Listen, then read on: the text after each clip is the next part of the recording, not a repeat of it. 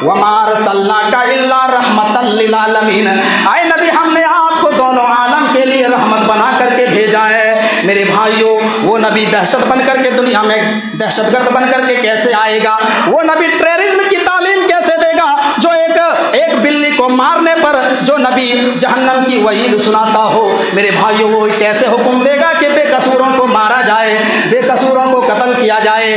मेरे भाइयों, दहशतगर्द और टेररिज्म तो इस इंसान को कहा जाता है कि कुछ साल पहले हमारे मुल्क के अंदर एक नामवर बाबा ने ये ऐलान किया कि भारत माता की जय जो नहीं लगाएगा, जो नारा नहीं लगाएगा, और अगर हिंदुस्तान के अंदर कानून न होता, अगर हिंदुस्तान के अंदर संविधान न होता, तो मैं सबको खड़ा करता और जो भारत माता की जय नहीं लगाता मैं उन सब की गर्दनों को उड़ा देता। यानी उनका इशारा मुसलमानों की तरफ था। मेरे भाइयों, ऐसे इंसान को कब आतंकवाद कहा जाएगा? ऐसे इंसान को कब टेररिज्म कहा जाएगा? ऐसे इंसान को कब दहशतगर्द कहा जाएगा?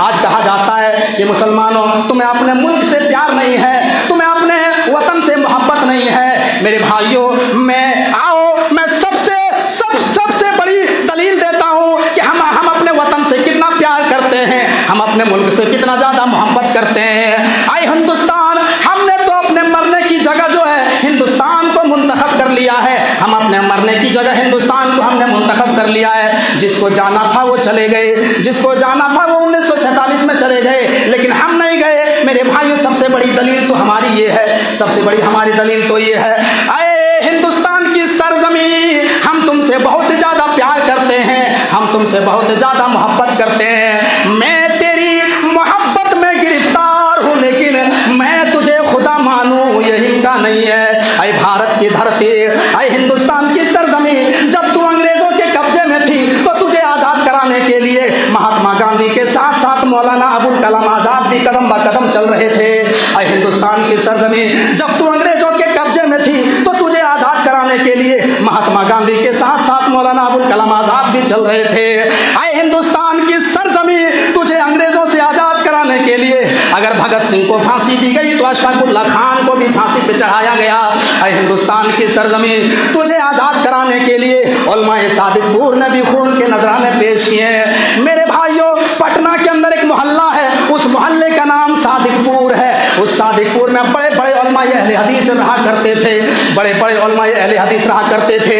ईद का दिन है, आज ईद का दिन है, सादिकपुर के सारे लोग ईदगाह ईद की नमाज पढ़ने के लिए गए हैं। अल्लाहु अकबर, अल्लाहु अकबर, ला इलाहा इल्लल्लाह, वल्लाहु अकबर, अल्लाहु अकबर, वलिल्लाहिल हम्द, ये तकबीरात पढ़ते हुए सादिकपुर के सारे लोग ईदगाह में नमाज पढ़ने के लिए गए हैं। और जैसे ईद की नमाज हुई, ईद की नमाज के फौरन बाद उनके घरों पर बुलडोजर चला दिया गया, उनके घरों को निस्तो नाबूद कर दिया गया, उनके घरों को तहस नहस करके रख दिया गया।